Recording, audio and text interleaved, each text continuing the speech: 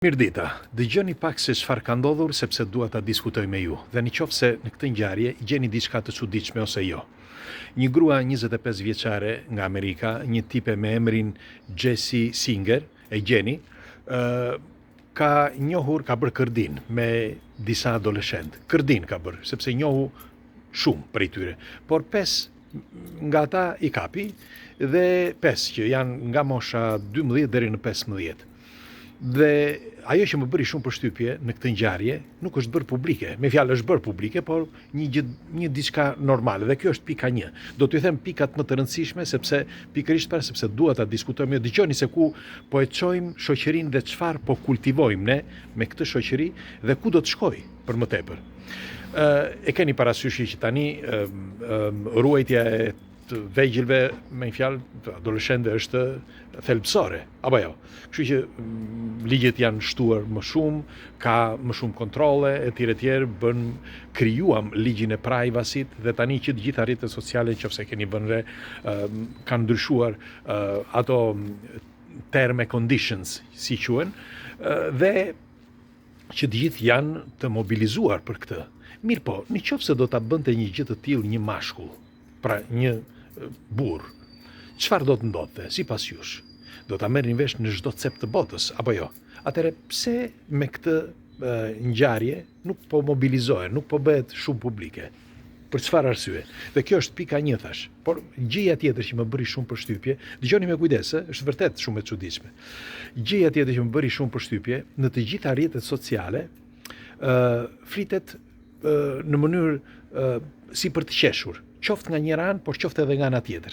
Por në sintezë do t'ju them se çfarë ka ndodhur, çfarë bëri kjo. Kjo grua, rreth 25 vjeçe, kishte njohur me fjalë filloi që të njihte dhe futej në për disa portale ose në disa shkolla ku ishin të gjithë adoleshentë, se i pëlqejnë të vegjël ndoshta, dhe gjuante aty. Gjuante dhe ishte maskuar sikur të ishte e re, sikur të ishte edhe ajo e re, pra adoleshent. Dhe si përfundim, njohu shumë prej tyre. Dhe teksa njihte, disa prej tyre i kapi. Kështu që dëgjoni tani se sa prej tyre dhe nga mosha 12 dhe 15 thash, dhe bërën secili prej tyre rreth 30 raporte. Pra 30 raporte, secili. Po flas kështu sepse e keni parasysh ju. E kisha thënë njerë, me fjalë kisha përgatitur këtë material, por nuk do që askush nuk do që të flasim për këtë. Ndaj po them që po flas me superlativa. Dhe po thosha që është e çuditshme sepse kur njohu teksa njihte këta të rinjt, këta ishin të kënaqur. Pra kundrejt gjinisë femërore po flas, të kënaqur që njihnin një grua. E keni parasysh. Dhe ajo kur i njohu, bëri me secilin, thash me 5 prej tyre, 5, ndoshta ka kapur dhe më shumë, po thuhet 5, secili prej tyre bëri rreth 30 marrëdhënie. Me fjalë, me secilin prej tyre për një kohë shumë të shkurtër, 1 muaj e ca, 2 muaj. Me fjalë, kjo ishte traktor, me pak fjalë.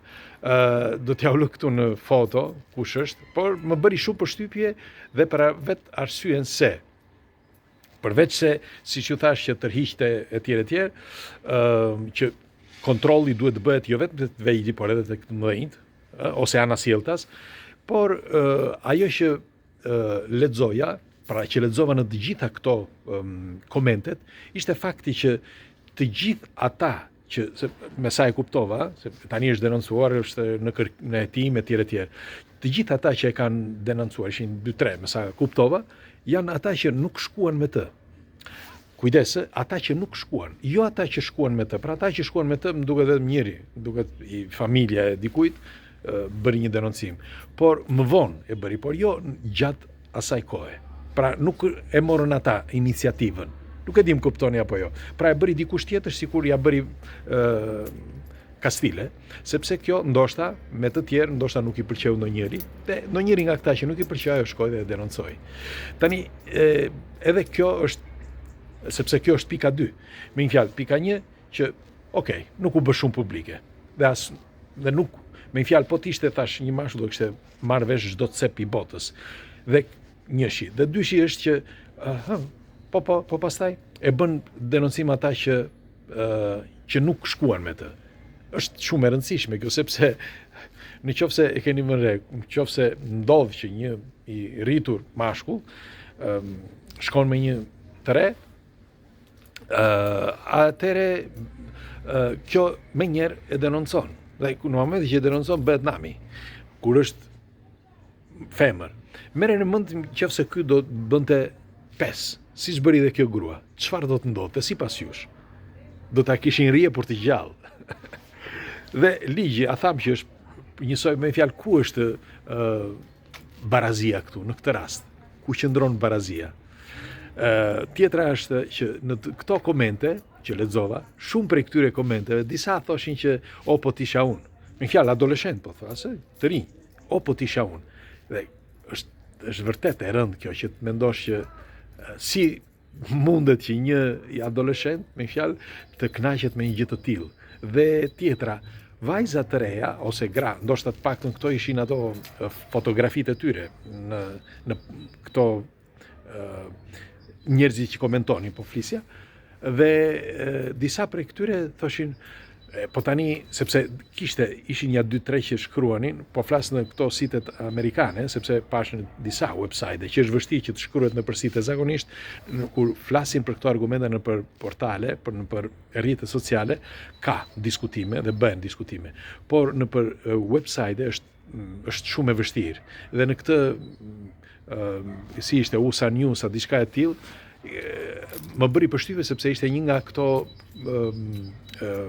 nga shkrimet që ishte diskutuar. Është rrallë tash që të diskutohet dhe ky ishte një nga ato rastet që është diskutuar. Mirë po, disa nga këto gratë, me sa pash thash, shikoja foton,